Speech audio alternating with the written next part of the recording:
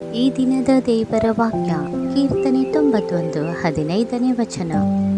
ಇಕ್ಕಟ್ಟಿನಲ್ಲಿ ಹತ್ತಿರವಿದ್ದು ಅವನನ್ನು ತಪ್ಪಿಸಿ ಘನಪಡಿಸುವೆನು.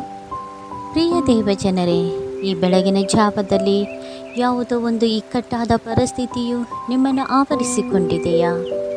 ನೀವು ಅನಾರೋಗ್ಯದಲ್ಲಿದ್ದು ಆ ರೋಗವು ನಿಮ್ಮನ್ನು ಬಿಟ್ಟು ಹೋಗದೆ ನಿಮ್ಮನ್ನು ಬಹಳವಾಗಿ ಕಾಡುತ್ತಾ ಇದೆಯಾ?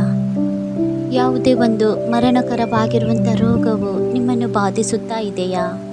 ಈ ಲೋಕದ ವೈದ್ಯರಿಗೆ ಎಷ್ಟು ತೋರಿಸಿದರೂ ಅದು ನಿಮಗೆ ವಾಸಿಯಾಗುತ್ತಾ ಇಲ್ಲವೇ? ಸಾಲದ ಬಾಧೆಯಿಂದ ಬಳಲುತ್ತಾ ಇದ್ದೀರಾ? ಸಾಲಗಾರರು ಬಂದು ನಿಮ್ಮ ಮನೆಯ ಮುಂದೆ ಬಂದು ಅಲ್ಲಸಲ್ಲದ ಮಾತುಗಳಿಂದ ನಿಮ್ಮನ್ನು ನಿಂದಿಸುತ್ತಾ ಇದ್ದಾರೆಯೇ?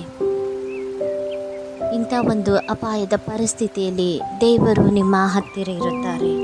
ಆತನು ನಿಮ್ಮನ್ನು ನೋಡಿ ಹೇಳುತ್ತಿದ್ದಾನೆ. ಈ ಬೆಳಗಿನ ಜಾವದಲ್ಲಿ ನಿಮ್ಮನ್ನು ನೋಡಿ ಹೇಳುತ್ತಿದ್ದಾರೆ, ನಾನು ನಿನ್ನ ಹತ್ತಿರ ಇದ್ದು ನಿನ್ನನ್ನು ಎಲ್ಲ ಇಕ್ಕಟ್ಟುಗಳಿಂದ ತಪ್ಪಿಸಿ ನಿನ್ನ ನಾಮವನ್ನು ಘನಪಡಿಸುತ್ತೇನೆ ಎಂಬುದಾಗಿ ಹೇಳುತ್ತಿದ್ದಾರೆ.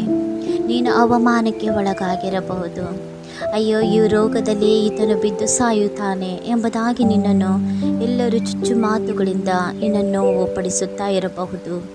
ಆದರೆ ದೇವರು ನಿನ್ನನ್ನು ವಾಸಿ ಮಾಡೋ ಶಕ್ತ ದೇವರಾಗಿದ್ದಾನೆ.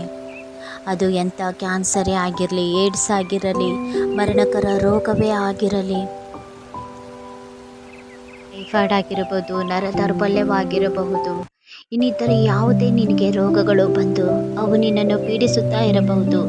ಈ ಇಕ್ಕಟ್ಟಾದ ಪರಿಸ್ಥಿತಿಯಿಂದ ನೀನು ಬಹಳವಾಗಿ ಬಳಲಿ ಹೋಗಿರಬಹುದು. ಆದರೆ ದೇವರನ್ನು ನೋಡು, ದೇವರನ್ನು ದೃಷ್ಟಿಸು. ಆರೋಗ್ಯದಾಯಕನಾದ ದೇವರು ನಿನಗಿದ್ದಾನೆ. ಆತನು ನಿನಗೆ ಸ್ವಸ್ಥತೆಯನ್ನು ಅನುಗ್ರಹಿಸುತ್ತಾನೆ. ನೀನು ಸಾಲದ ಬಾಧೆಯಿಂದ ಬಳಲುತ್ತಿದ್ದೀಯಾ? ಈ ಸಾಲದಿಂದ ನನಗೆ ಹೊರಗೆ ಬರಲು ಆಗುತ್ತಾ ಇಲ್ಲ ಎಂಬುದಾಗಿ ನೀನು ಕಣ್ಣೀರು ಸುರಿಸುತ್ತಾ ಇದ್ದೀಯಾ? ದೇವರನ್ನು ನೋಡು. ಯೇಸು ಸ್ವಾಮಿ ನಿನ್ನ ಎಲ್ಲ ಸಾಲದ ಬಾಧೆಯಿಂದ ಬಿಡುಗಡೆ ಮಾಡಿ ನಿನ್ನನ್ನು ಕಾಪಾಡ ಶಕ್ತ ದೇವರಾಗಿದ್ದಾರೆ. ಆದ್ದರಿಂದ ಸರ್ವಶಕ್ತನಾದ ದೇವರ ಬಲದ ಮೇಲೆ ನೀವು ಆತುಕೊಳ್ಳಿರಿ, ಆತನನ್ನು ನಂಬಿರಿ, ಆತನು ನಿಮ್ಮನ್ನು ಬಿಡುಗಡೆ ಮಾಡುವನು.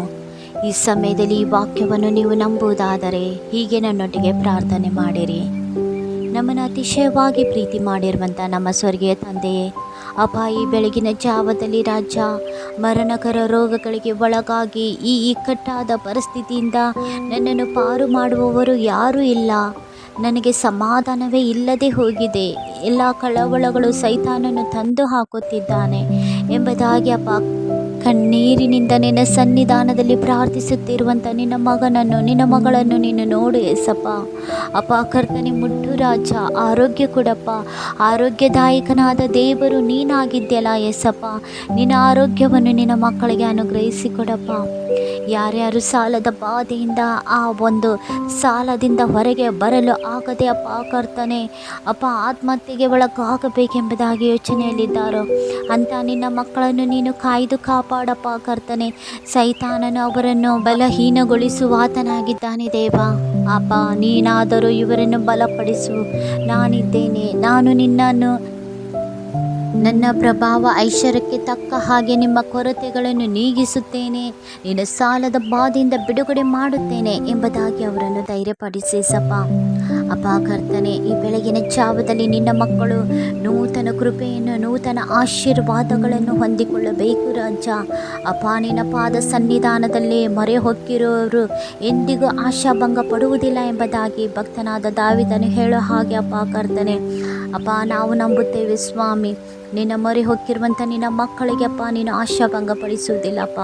ಅವರ ಪ್ರಾರ್ಥನೆಯನ್ನು ಕೇಳಿ ಅವರಿಗೆ ಸದುತ್ತರ ಕೊಡ್ತೀಪ. ಅದಕ್ಕಾಗಿ ಸ್ತೋತ್ರ. ಯೇಸುವೆ, ನಿನ್ನ ನಾಮದಲ್ಲಿ ಬೇಡಿ ಆಶೀರ್ವಾದ ಹೊಂದಿದ್ದೇವೆ ತಂದೆ. ಆಮೇನ್. ದೇವರು ನಿಮ್ಮನ್ನು, ನಿಮ್ಮ ಕುಟುಂಬವನ್ನು ಹೇರಳವಾಗಿ ಆಶೀರ್ವದಿಸಲಿ. ಆಮೇನ್.